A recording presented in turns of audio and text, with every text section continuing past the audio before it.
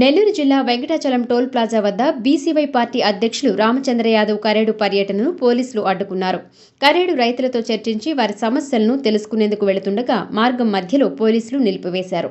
శాంతి భద్రతలకు విఘాతం కలుగుతుందని రామచంద్ర యాదవ్ను పోలీసులు వెనక్కి పంపారు. ఈ సందర్భంగా రామచంద్ర యాదవ్ మాట్లాడుతూ, కరేడు రైతుల మనోభావాలకు వ్యతిరేకంగా సుమారు 8,300 ఎకరాల భూమిని అక్రమంగా ఈ ప్రభుత్వం లాక్కోవాలని చూస్తుందని, రైతులు 1 సెంటు భూమి కూడా ఇవ్వమని చెబుతున్నా ఈ ప్రభుత్వం బలవంతంగా లాక్కోవాలని ప్రయత్నం దారుణమన్నారు.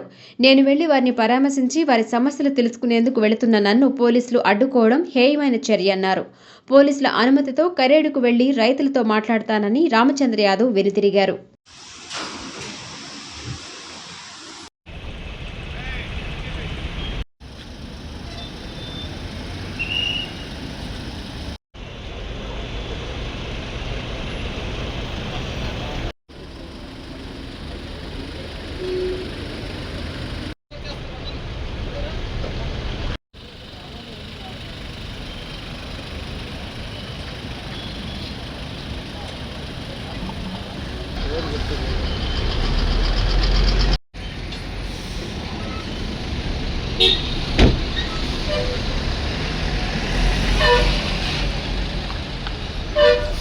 కరేడు రైతుల మనోభావాలకు వ్యతిరేకంగా బలవంతంగా కరేడు ప్రాంతానికి సంబంధించిన సుమారు 8,300 ఎకరాల భూమిని అక్రమంగా బలవంతంగా తీసుకోవడానికి ప్రభుత్వం ప్రయత్నం చేస్తుంటే రైతులు పూర్తిగా వ్యతిరేకించి మేము 1 సెంటు కూడా మా భూములు ఇవ్వమని చెప్పి వ్యతిరేకించిన తర్వాత కూడా ప్రభుత్వము దీని మీద ముందుకెళ్లే ప్రయత్నం చేస్తోంది. కాబట్టి దీని మీద రైతులతో చర్చించడానికి, అక్కడున్న సమస్యలు తెలుసుకోవడానికి ఈరోజు కరేడు గ్రామానికి వెళ్ళడానికి ప్రయత్నం చేస్తే అక్కడ లా అండ్ ఆర్డర్ ప్రాబ్లం ఉంది, పోలీస్ యాక్ట్ 30 అమల్లో ఉంది కాబట్టి వెళ్ళడానికి అనుమతి లేదంటూ పోలీసు అధికారులు అడ్డుకున్నారు. పోలీసు అధికారుల యొక్క ఇన్స్ట్రక్షన్స్ని ఫాలో అవుతూ లా అండ్ ఆర్డర్ ప్రాబ్లము నా వల్ల ఎటువంటి ఇబ్బంది రాకూడదనే ఉద్దేశంతో ఈరోజు రిటర్న్ వెళ్తున్నాను.